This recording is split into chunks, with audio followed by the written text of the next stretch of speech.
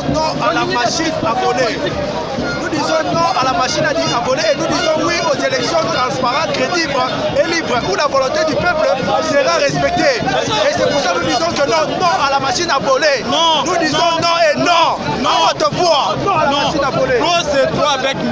Kabila. Kolingi okende ni na mwesi la katende kulangai. Olepe mongo ya ba Congolais. Oibi. Otongi bandaku.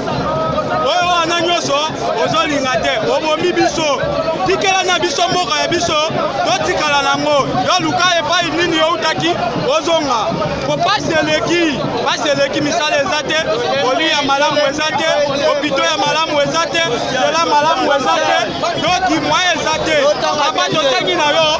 Longa kuna utaki tikela biso mboka na biso. Mboka bebi tikela biso mboka.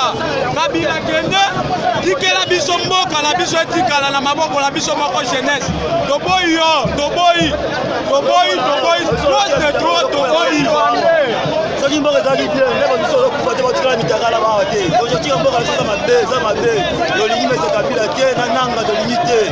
Na machine à voler, na machine na yo kende na mboka la bila kwa. Baki ya soto boy na mboka la biso ya lisi.